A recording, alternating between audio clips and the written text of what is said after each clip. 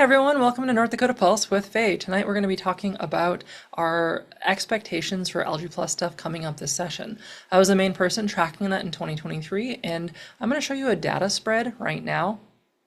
What you are looking at, and this chart up here, it's a little bit hard to see, but it's a look at the 2023 lawmakers who are still in office today and how they voted in the 2023 session for or against LGBTQ plus bills. So if they're closer to the end of that chart here and they voted for 100% of them or near that, what that means is every time a bill that was targeting LGBT plus individuals in a negative way came up, they voted for it. And what you can see across this chart is the average of it was 67%, which meant that on the whole, 67% of the time, our lawmakers voted against our LGBT plus populations. Now, that can look kind of scary and intimidating, but it is in some ways good. It shows that, while there is a pretty strong bent against LGBT plus individuals in North Dakota, which we are aware of, it is not 100%. It is not every one of our lawmakers, and a lot of them will put nuance to some of the bills that they read.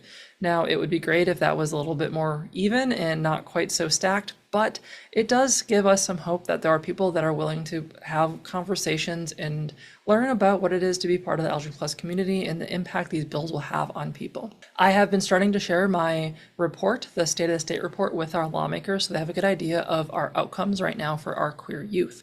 I have an intense week, so I've been trying to get through that when I can, but in the next couple of weeks I should have everyone communicated to about it. The good news right now is that there's nothing on the horizon that anyone is aware of for bills that will be introduced targeting queer individuals. That doesn't mean anything is subject to change. From our 2023 session to this session, the only real change that happened was Representative Pritchard lost their seat. They were one of the really strong proponents of trying to reduce the rights of LGBT plus individuals within North Dakota.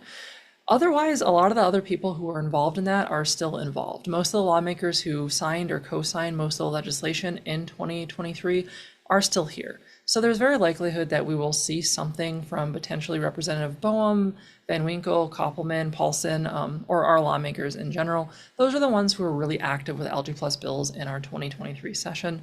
But as of right now, there hasn't been any real public outcry or any kind of communication that really says that anything is necessary right now. There have not been any, as far as I know, think pieces out there that we need to stop this particular thing from happening or trans individuals from getting support and stuff like that. That doesn't mean we're not going to see stuff happen.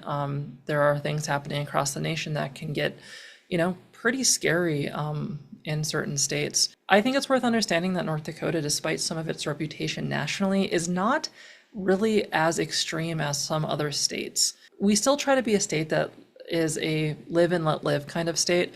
We still are a state that tends to value people who can work hard rather than how you identify. There are a lot of barriers, a lot of people who fall through the cracks, and I identify them.